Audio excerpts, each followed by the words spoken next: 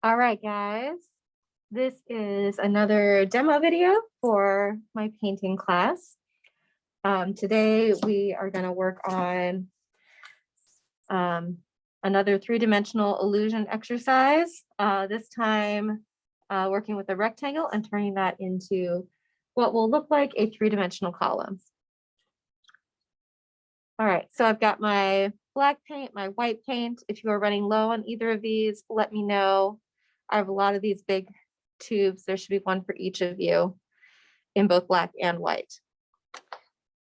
All right, I've got my palette, my water, and I've got my brushes handy as well. I have a paper towel that I'm going to use to wipe off excess paint, and then another one to wipe off excess water. Your canvas pad, of course, is a little bigger than this one. You guys have 12 by 16 inches. But this smaller one is easier for me to show you in a demo because my video has, a limited range. All right, so what I'm gonna do here first is I'm gonna tape down this canvas page to a board. You can also use, you guys have a canvas panel that you received in your kits. You can use that as something to tape it to. Or if you just have like a plywood board or a masonite board, or maybe you have a drawing board hanging around from when you took drawing last fall, because I sent you all home with a drawing board and I know I did not get all of them returned.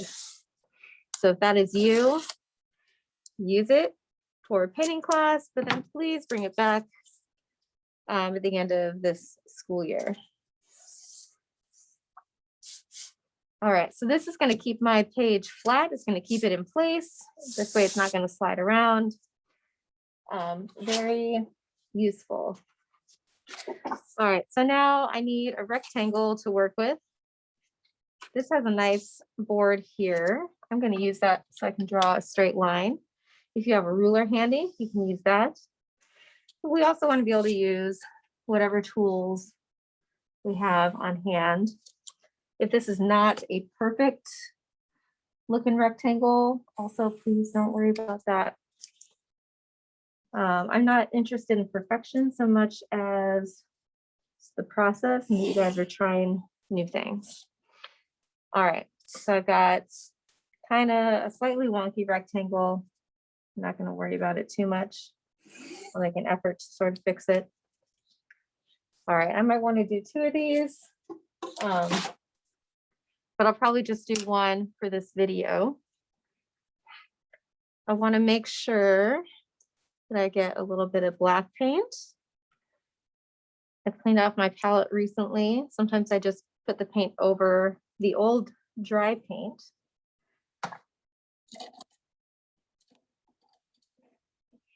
All right, I am using my 5/8 inch wash brush.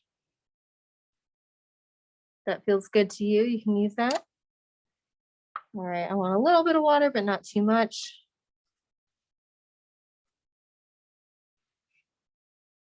All right, and I'm gonna work on this shadow first. All right, this paint is a little bit thinner than I might have liked, but that's fine. I can go over it again here in a little bit.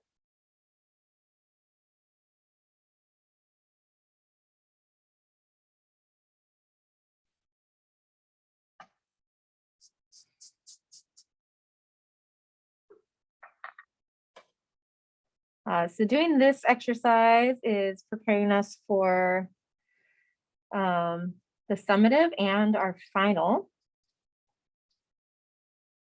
So you guys are going to practice these spheres and rectangles a bit, and then you're going to, for your summative, paint from an actual cylindrical object. I think we talked about that a little bit in class. I have some white cylinders here that you can use. You can borrow if you like. You can also use a paper towel roll, toilet paper roll. Maybe you have a cylindrical coffee cup that can be really useful. This kind of works just the same way. Light it from the side and it'll work great. All right, so I have my 1-inch wash brush now. This is dry, and I'm just kind of pulling some of that paint over here to start that gradient going.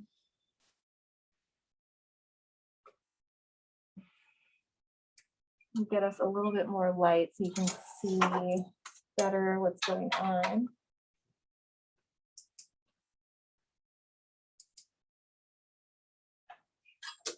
That actually does not help very much because it's reflecting so much light. All right, just kidding. Sorry, y'all. This looks more like what you're seeing in real life.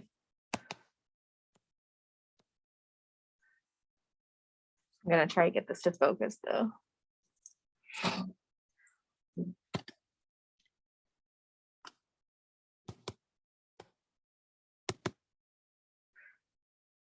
Well, it is what it is.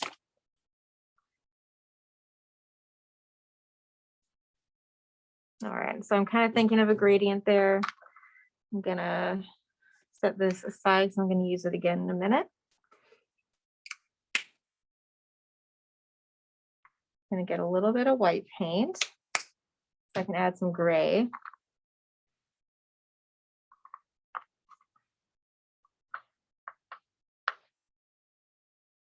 Now, when you're mixing these, you kind of just have to experiment and see what you get.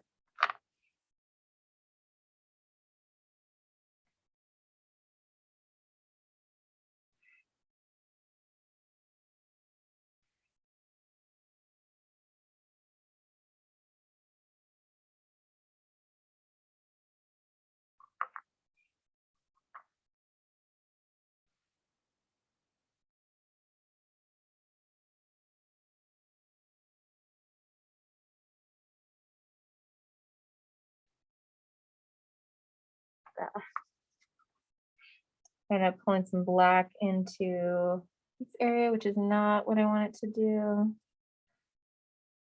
Usually I try to wait for that the shadow to kind of dry a little bit.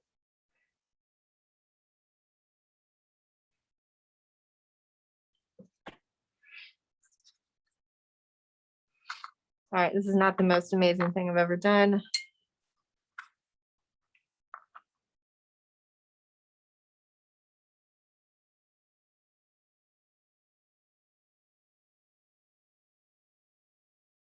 But the great thing about painting, especially with acrylics, is that we can go back and fix things or change things that we don't like.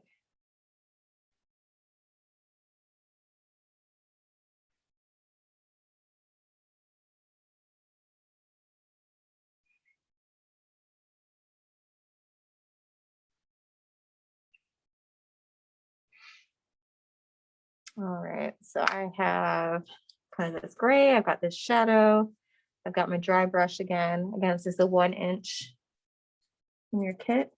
And I'm gonna see if I can just blend a little bit here. I think I might need a little bit more black paint to do that well. I'm just kind of getting that paint off so I can keep having this as a dry brush.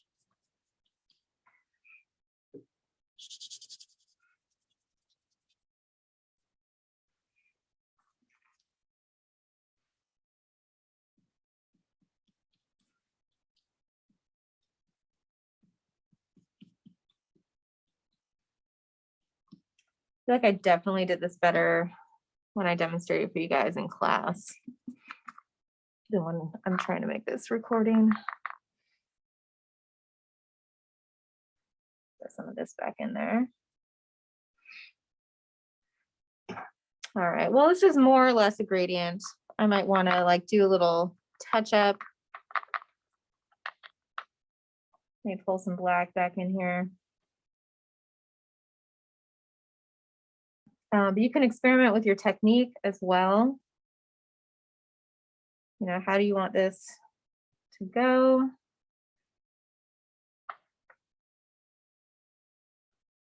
Remember, when your paints are wet, your layers are going to be like blending. So keep that in mind. All right, so we more or less have a gradient here. It is not perfect by any means. I would probably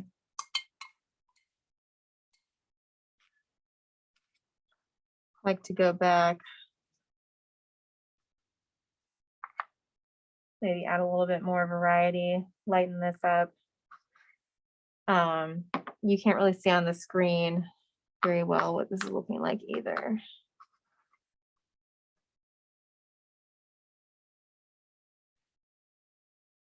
It's so hard to show you guys over technology versus like seeing it in the classroom, but I know these videos can be really helpful.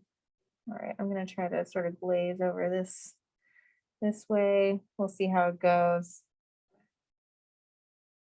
I want it to look more accurate in video.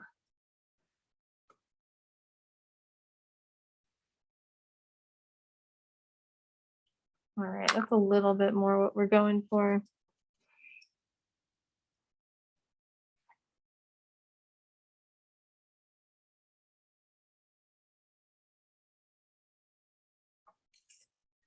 All right, and I'm trying to kind of make these brush strokes thinking about it like kind of a rounded shape.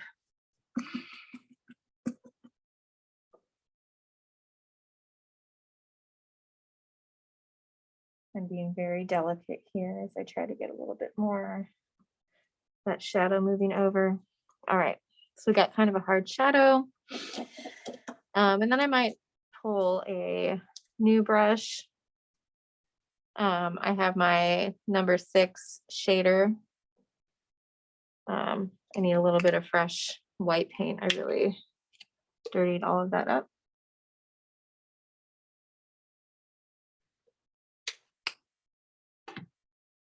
I only need a little bit, need a little water.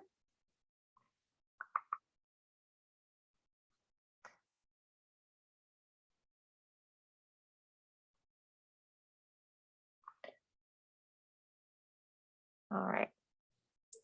So what I want to be thinking about here is kind of this reflected light. So I'm imagining my light kind of coming in right here. So it's creating this hard shadow on the edge, but then a little bit of a highlight.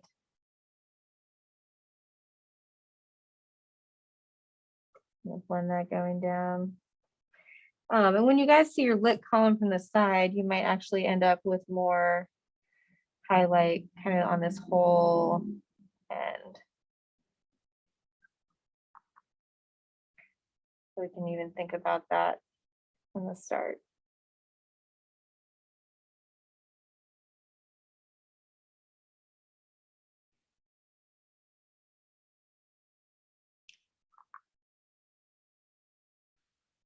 All right, since my gray is not dry, I'm ending up with a little bit of gray in my white. Okay, I can still think about this bright kind of spot here. I'm not going to just paint a line, right? I'm going to put a few almost stippling spots that kind of create an implied line.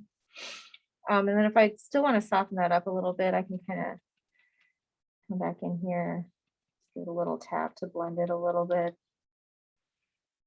All right, so we'll end up with something kind of like that, or looking like this. Just see what you can do and experiment.